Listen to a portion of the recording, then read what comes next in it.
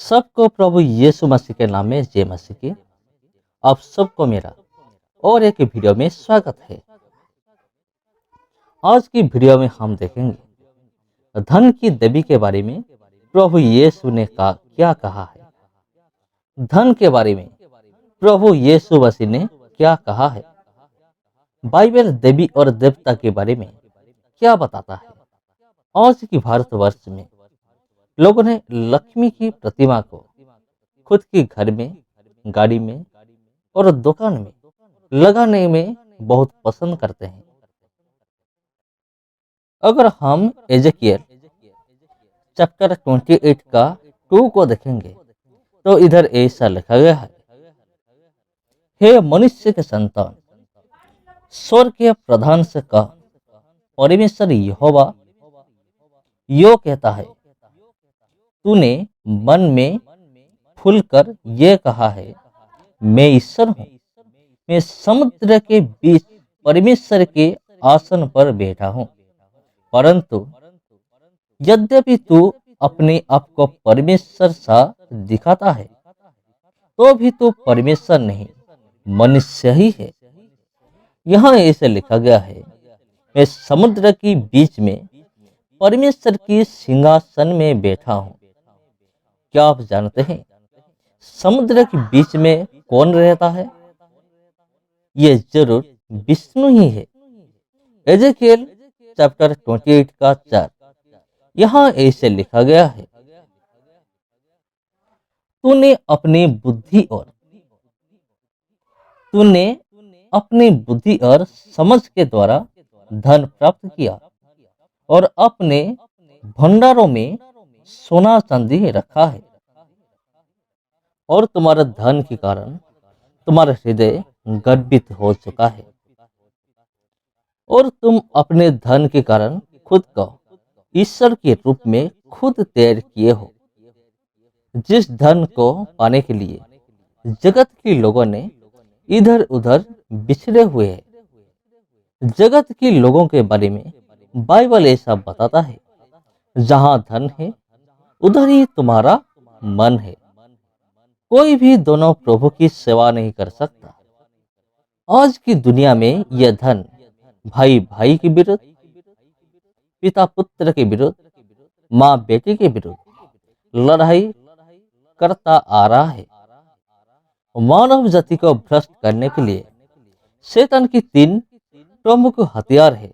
पहला शारीरिक अभिलाषाएं, दूसरा आंख की अभिलाषाएं और तीसरा गर्व, जीवन की घमंड। अगर आपके पास बाइबल है तो मेरे साथ देखिए पहला यूहन्ना चैप्टर 2 और वर्स 16। इधर ऐसा लिखा गया है, पहला यूहन्ना 2 का 16। इधर ऐसा लिखा गया है, क्योंकि जो कुछ संसार में है, अर्थात शरीर की अभिलाषा और आंखों की अभिलाषा और जीविका घमंड, वह पिता की ओर से नहीं परंतु संसार ही की ओर से है। अगर कोई विश्वासी भाई या फिर बहन ये तीनों अस्त्र से वंचित होता है तो वो अंत में जीवन की मुकुट प्राप्त जरूर होगा। ये जीवन की मुकुट देने के लिए प्रभु यीशु मसीह ने खुद शपथ किया है, वचन दिया है। लेकिन विश्वासियों को गलत रास्ते में लाने के लिए लूसीफर ने ये तीनों हथियार या फिर यह धन को विशेष रूप से व्यवहार करता है। प्रभु यीशु मसीह को भी शैतान ने धन की आधार पर परीक्षा किया था और ये कहा था, अगर तुम मेरे सामने झुक जाओगे तो ये सारा दुनिया, धन और दौलत मैं तुम्हें दे दूंगा।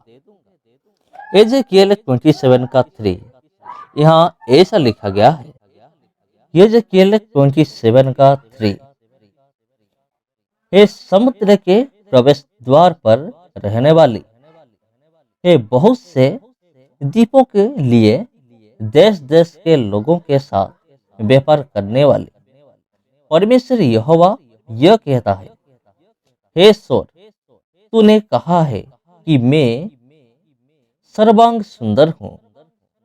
यहाँ जो शब्द व्यवहार किया गया है, समुद्र के प्रवेश द्वार पर रहने वाले बहुत से द्वीपों के लिए, देश देश के लोगों के साथ व्यापार करने वाले, सर्वांग सुंदर, ये सब कोई पुरुष को इंगित नहीं करता है। ये नारी को दर्शाता है, स्त्री को दर्शाता है। इसी का मतलब ये लक्ष्मी है, जिसको धन की देवी कहा जाता है। डाउट दूर करने के लिए हम और एक वर्स को देखेंगे। वही यजेकिएल 27 का 12। यहाँ ऐसे लिखा गया, चलिए हम देखेंगे। अपने सब प्रकार की संपत्ति की बहुतायत के कारण तरसीस लोग तेरे व्यापारी थे। उन्होंने चांदी, लोहा, रंगा और शीशा देकर तेरा माल मोल लिया।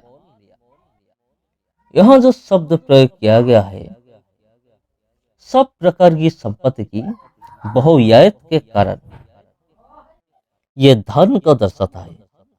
तो थोड़ी देर पहले हमने देखा एजेकिएल 28, जो समुद्र के बीच रहता है उनका नाम विष्णु है। और यहाँ ये स्त्री भी समुद्र के बीच में रहता है।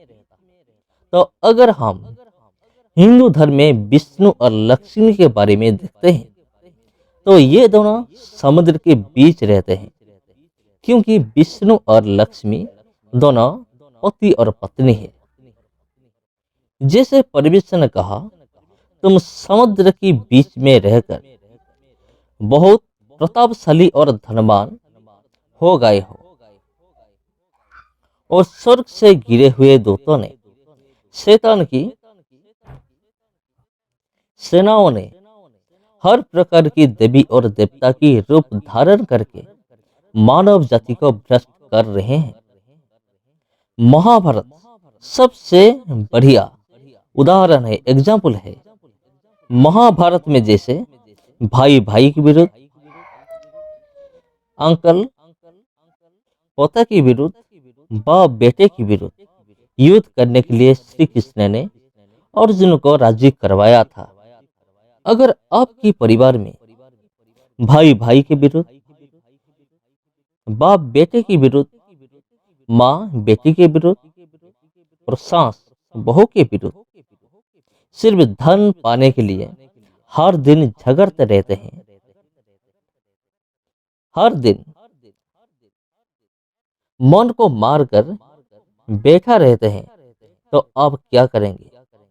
आप जरूर प्रार्थना कीजिए, परिवार के लिए प्रार्थना कीजिए, क्योंकि जैसे वचन में लिखा गया है, शारीरिक अभिलाषाएं, आंख की अभिलाषाएं और जीवन की खमान, यह शैतान से आता है।